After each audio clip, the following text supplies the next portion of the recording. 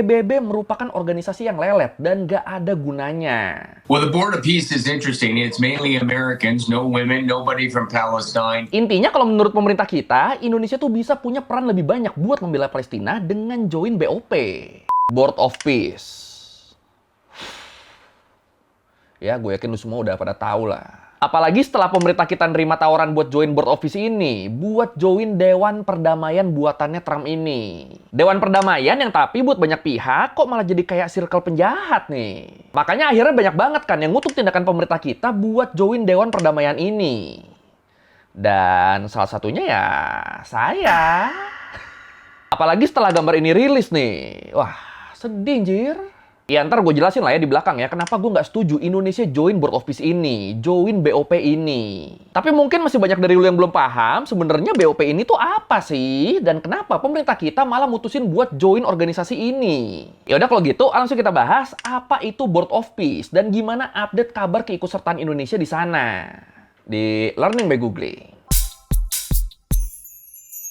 Oke, ini sebelum kita bahas lebih jauh tentang keterlibatan negara kita, enaknya kita bahas dulu nih. Board of Peace ini tuh sebenarnya apa sih? Jadi, kalau menurut The Guardian, Board of Peace ini tuh adalah sebuah inisiatif organisasi internasional baru yang digagas langsung sama Presiden Donald Trump di awal 2026. Kalau menurut Trump sih, BOP ini tuh dia bikin dengan tujuan mulia buat merekonstruksi Gaza dan nyiptain perdamaian abadi di Timur Tengah. Menurut Trump. Dan sejujurnya ngelihat ini, gue tuh ngerasa Trump tuh emang nafsu banget ya buat jadi pahlawan ya. Ya lu inget kan gimana dia tuh ngebet banget pengen dapat Nobel Perdamaian? Ya pokoknya pengen banget lah dilihat sebagai pahlawan. Makanya menariknya fun fact-nya, kalau menurut The Conversation, secara struktur, Board of Peace ini tuh dibikinnya tuh sama Trump, bukan sama Amerika. Bahkan dia netapin diri dia sendiri sebagai Chairman for Life, ketua seumur hidup. Jadi bener-bener ini tuh organisasi internasional yang dipimpin sama satu orang, bukan satu negara. Ini baru segini aja udah edan ya. Once this board is completely formed, we can do pretty much whatever we want to do, and we'll do it in conjunction with the United Nations. You know, I've always said the United Nations has got tremendous potential, has not used it. Tapi walaupun Dewan Perdamaian ini tuh dibikinnya sama Trump, tapi sebenarnya ide buat mendamaikan konflik di Palestina tuh nggak ujuk-ujuk datang dari kepalanya Trump ya. Enggak. Semuanya berawal dari resolusi 2803 Dewan Keamanan PBB di tahun 2025 kemarin. Iya, jadi sebenarnya PBB tuh udah ngeluarin mandat resmi yang isinya menyerukan gencatan senjata segera dan pembentukan mekanisme keamanan internasional buat ngelindungin warga sipil di Gaza. Iya, jadi dunia udah sepakat nih kalau Gaza tuh butuh International Stabilization Force, butuh pasukan stabilisasi internasional buat nyetop pertumpahan darah di sana. Cuma ya terus kayak yang kita tahu, PBB itu kan geraknya kan sering lambat kan, karena ya emang anggotanya itu kan negara-negara di seluruh dunia yang punya kepentingan masing-masing. Belum lagi birokrasinya yang panjang lah, nentuin skema pendanaannya lah, yang ngebikin proses pelaksanaan resolusi tadi tuh jadi lama banget. Nah, ngelihat celah ini, Trump langsung itu beraksi tuh dengan bilang kalau PBB merupakan organisasi yang lelet dan gak ada gunanya. Makanya dia langsung bikin Board of Peace, Dewan Perdamaian tadi, sebagai tandingan PBB yang dia anggap lelet. Sama Trump juga makin narasi, kalau PBB tidak bisa menjalankan mandatnya sendiri, biar Amerika dan sekutunya yang menjalankan. Alah. Ya ini mungkin sekilas kedengerannya tuh kayak keren dan heroik ya. Tapi sayangnya Dewan Perdamaian bikinan Trump ini tuh malah ngubah inti dari mandat PBB tadi. Emang ngubah gimana? Jadi gini, kalau di PBB, Palestina tuh masih punya suara, masih bisa nyampein unek-uneknya. Dan yang terpenting, punya banyak pembela. Nah, di BOP, Palestina kan nggak dilibatin sama sekali kan. Ya gimana mau dilibatin? Palestinanya aja bukan anggota BOP. Atau boro-boro jadi anggota deh, ditawarin join aja enggak. Sementara Israel, walaupun nggak join dari awal, tapi saat ini Israel tuh udah jadi anggota BOP. Ini kan kampret kan. Atau kalau mungkin misalnya lu masih belum paham, ini gue kasih analogi deh nih. Bayangin misalnya lu lagi ribut sama tetangga lu, gara-gara tetangga lu tiba-tiba ngeklaim lahan rumah lu. Nah, di tengah ribut-ribut ini pihak RT datang nih, katanya mereka mau mediasi. Akhirnya tetangga lu diajak diskusi, ada warga lain juga yang diajak diskusi, tapi elunya sebagai pemilik rumah malah nggak diajak. Yang ada endingnya rumah lu tuh malah jadi kayak dikunci dari luar gitu sama mereka-mereka ini. Nah, ini kan apa namanya kalau nggak haranying kan? Terus yang jadi masalah juga nih, kita kan tahu kan kalau Israel tuh punya hubungan yang deket banget sama Amerika. Jadi ya potensi BOP ini jadi alat buat nguntungin Israel tuh jadi makin masuk akal di sini. Well, the Board of Peace is interesting. It's mainly Americans, no women, nobody from Palestine. So it really does represent the inner circle of what Trump believes are important. Nah, menariknya, walaupun udah digembar-gemborin sama Trump sebagai solusi konflik di Timur Tengah, tapi Dewan Perdamaian ini tuh ternyata malah banyak ditolak mentah-mentah sama banyak negara besar dunia. Kalau menurut Time sama Reuters, negara-negara barat yang selama ini ada di pihak Amerika, kayak Inggris, Prancis, Jerman, Kanada, sampai Australia, itu mereka pada kompak nolak tawaran buat join Dewan Perdamaian ini, buat join BOP. Alasannya soalnya negara-negara ini nganggep kalau BOP tuh udah melenceng jauh dari mandat asli PBB. Udah ngelanggar hukum internasional dan sama sekali nggak nyentuh akar permasalahan sebenarnya. Nggak nyentuh masalah penjajahan Israel di Palestina. Terus yang gabung siapa? Ya, negara-negara lain yang deket sama Amerika atau Trump yang punya kepentingan transaksional sama Trump. Sama juga negara-negara yang kepaksa ikut karena butuh backingan Amerika. Kayak misalnya contohnya Argentina yang sekarang ada di bawah kepemimpinan Presiden Javier Milei yang terkenal sangat konservatif dan deket banget sama Trump. Terus ada juga negara-negara Arab yang udah menormalisasi hubungan sama Amerika. Kayak Arab Saudi, Qatar, Bahrain, sama Uni Emirat Arab yang dikenal sebagai negara kaya minyak. Sama ya pastinya yang join juga negara kita, Indonesia. Leaders from around the world have signed up to participate. Those joining include Turkey and Saudi Arabia, while traditional Western U.S. allies have been more cautious. France said it will not join the Board of Peace for now because its charter does not correspond with the UN resolution to resolve the war in Gaza. Nah, di tanggal 19 Februari 2026 kemarin digelar KTT BOP pertama di Washington, di mana hasil KTT pertama ini adalah pembentukan ISF, pembentukan International Stabilization Force, pasukan stabilisasi internasional. Lu ingat kan tadi kan, di mandat PBB itu kan tertulis kalau penyelesaian konflik di Palestina tuh butuh pasukan stabilisasi internasional. Nah, dibikin nih sama BOP nih, ISF-nya nih, dibikin nih tentara perdamaiannya nih. Iya, jadi bisa dibilang hasil dari KTT BOP pertama ini tuh emang bertujuan buat melaksanakan mandat PBB tadi. Buat ngerahin pasukan perdamaian di wilayah Gaza dan menyelesaikan masalah di sana.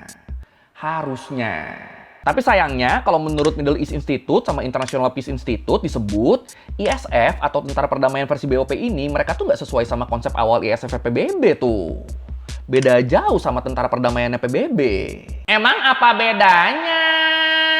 Jadi kalau tentara perdamaian PBB atau biasa dikenal sebagai tentara helm biru, itu mereka tuh bakal diterjunin ke wilayah konflik yang sering kali kedua belah pihak tuh udah sepakat buat berdamai. Jadi keberadaan mereka di sana tuh fokusnya tuh buat ngawal jalannya perdamaian, ngelindungin warga sipil, mediasi perjanjian damai, sampai ngawal pemilu. Jadi bener-bener tugasnya ya ngawal jalannya usaha perdamaian. Sementara kalau ISF versi BOP itu mereka bakal diterjunin ke wilayah yang sampai saat ini masih berkonflik. Ditambah salah satu pihaknya, Palestina, itu nggak diajak ngobrol sama sekali. Ini sampai sini aja kan udah beda nih kan. Dan akibat keputusan yang terlalu sepihak ini, pihak Palestina ya jelas mereka nolak adanya ISF versi BOP lah. Ya bukan apa-apa, dari awal mereka udah nggak dianggap kan. Yang masa tiba-tiba mereka mau ada tentara yang katanya bakal bantu nyelesain konflik tanpa ngabarin mereka dulu. Nah ini kan kalau gini kan tujuannya kan mau nyelesain konflik versi siapa nih? Makanya kalau ada yang bilang kenapa Indonesia join itu karena nggak ada Palestina, biar kita jadi kayak perwakilan masyarakat Palestina, ya itu agak-agak sih. Ya kalau kita emang join buat ngewakilin Palestina, pas kemarin Palestina masih dibom, pas kemarin Gaza masih diserang, ya kita harusnya berisik lah, kita harusnya speak up lah. Ini kan enggak kan, malah diem-diem aja. Jadi mananya yang perdamaian ini? Terus yang bikin pasukan perdamaian versi Trump ini beda sama pasukan PBB adalah job desk-nya. Jadi ada beberapa job desk mereka yang beda banget nih. Kayak misalnya yang pertama, pelucutan senjata. Ya sebenarnya pasukan PBB juga tuh mereka tuh sering ngelakuin ini. Tapi bedanya kalau yang PBB dari awal, pelucutan senjata ini tuh dilakuin karena emang udah ada kesepakatan antara kedua belah pihak buat damai. Lah ini yang BOP, udah kan pihak Palestina nggak diajak diskusi, tiba-tiba mau ada pasukan di wilayah mereka. Terus tiba-tiba mau ngelucutin mereka di saat mereka masih dijajah sama Israel. Dan ingat, yang dilucutin senjata di sini tuh cuma pihak Palestina ya, pihak Israel yang mereka bakal tetap bisa pegang senjata. Nah, gimana tuh? Adil gak tuh menurut lu tuh? Terus yang kedua, menjaga ketertiban. Iya, jadi nantinya pasukan ISF ini tuh bakal jadi polisi buat ngatur warga sipil.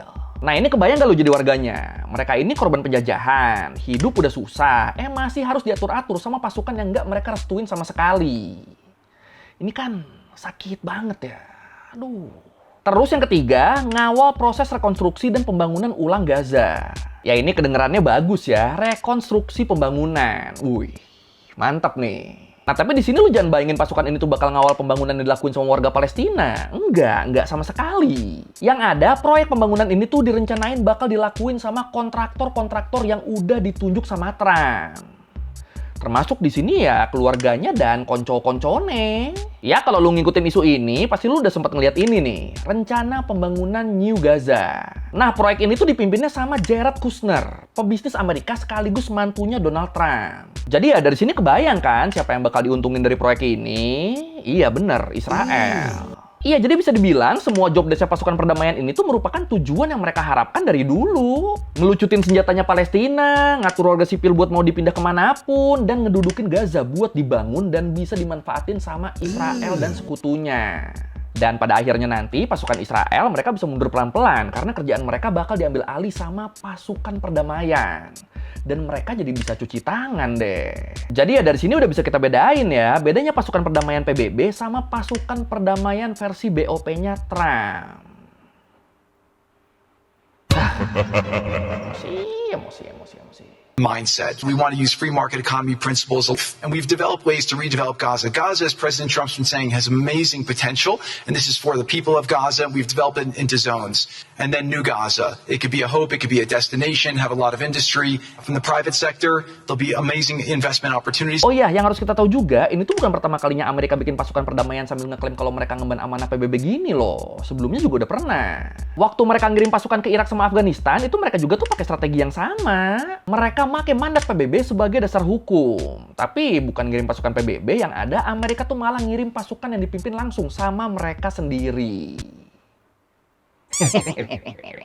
Terus yang bikin makin emosi lagi, jadi di KTT BOP kemarin diumumin juga negara-negara mana aja yang bakal jadi pasukan perdamaian buat dikirim ke Gaza.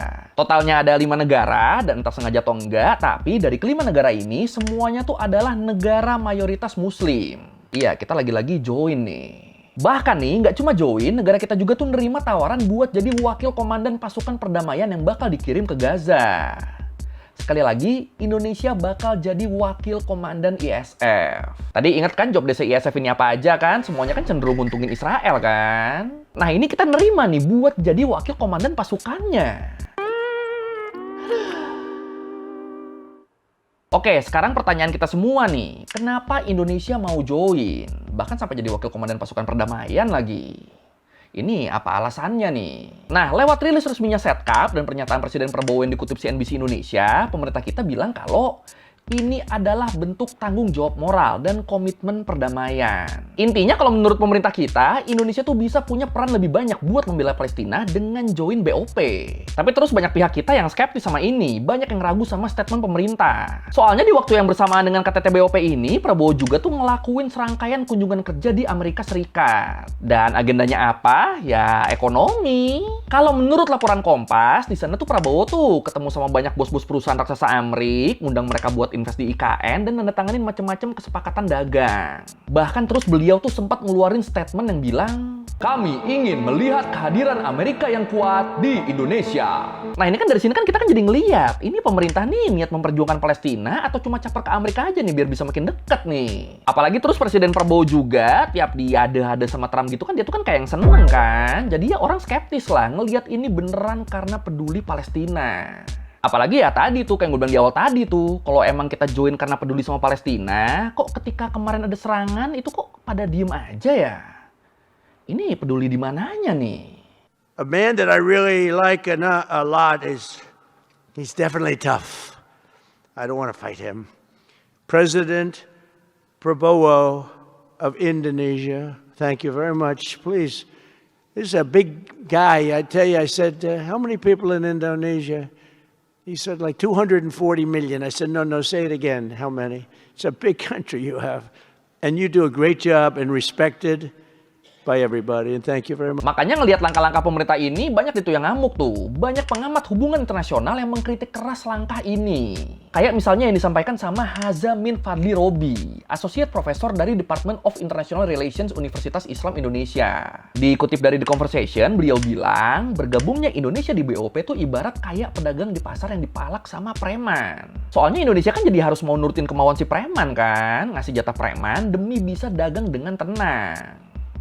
Dan ya menurut gua ini tuh bener banget sih. Soalnya saat ini Indonesia tuh udah kayak lagi nuker prinsip politik bebas aktif dan amanah konstitusi buat mastiin penjajahan di atas dunia harus dihapuskan demi bisa dapat kucuran dana investasi dari Amerika.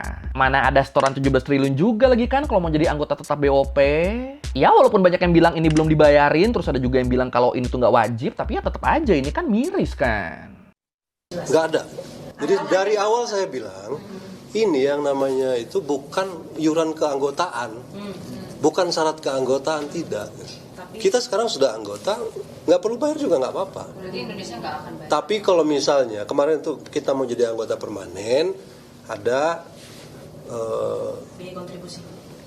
kontribusi 1 miliar itu kan gitu. Terus selain itu, kritik utama yang banyak dilayangkan juga sama para ahli itu adalah dengan gabung BOP dan jadi wakil komandan ISF, ini kan berarti kan Indonesia secara nggak langsung kan jadi mengakui dan melegitimasi tatanan baru di Gaza yang apa ya? Yang diinginkan sama Israel lah.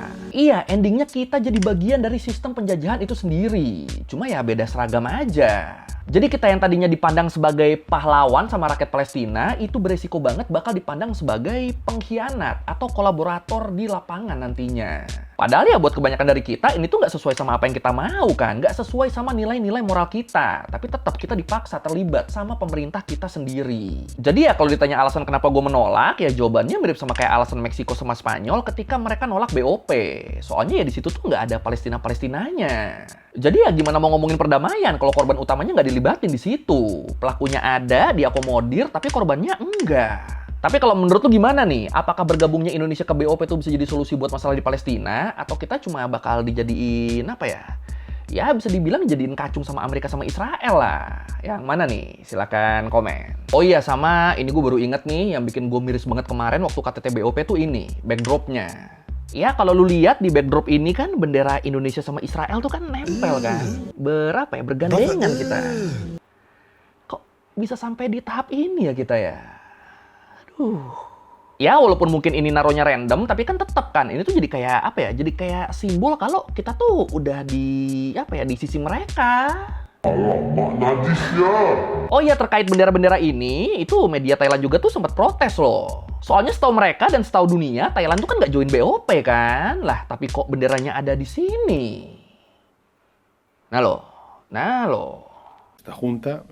This board is outside the framework of the United Nations and has not included the Palestinian Authority, the future of Gaza, nor the future of the West Bank. Let's not forget, the future of Palestine as a whole must be led by the Palestinians. Tambahan dikit, ada update nih pas gue lagi ngedit video ini nih. Jadi akhirnya pihak Palestina tuh mutusin buat ngebentuk license office, ngebentuk kantor penghubung buat memfasilitasi koordinasi dan komunikasi sama BOP. Ya ini bagus sih, tapi tetap harus kita awasin nih. Soalnya kan gimana pun kan tetap nggak jadi member kan Palestinanya kan. Dan yang mutusin buat bikin kantor ini juga tuh adalah petinggi-petinggi Palestina di tepi barat dan yang berasal dari Fatah, yang emang dari lama udah dalam tanda kutip lebih berdamai sama Israel. Dan kalau sebatas kantor penghubung doang kan ini tuh kan kayak mereka disuruh bikin satu lembaga cuma buat menghubungkan, cuma biar sosialisasi kebijakan dan lain-lain dari BOP ke rakyat Palestinanya bisa lewat mereka. Dan tetap di luar itu so far pihak Palestina tuh nggak punya hak lebih, bener-bener ya ini tuh cuma kantor penghubung. Tapi ya semoga ini jadi langkah awal ya buat Palestina bisa setara sama Israel di BOP. Semoga. Oke, sekian dari minggu kali ini tentang BOP yang dibikin sama Trump. Lemes sumpah gue bahas ini nih. Ya, kalau lo merevisi gue udah salah, atau lo mau nanya, atau mau video, tulis di komen, kita juga biasa. Sekali lagi, thank you, jangan lupa like, comment, subscribe. Bye.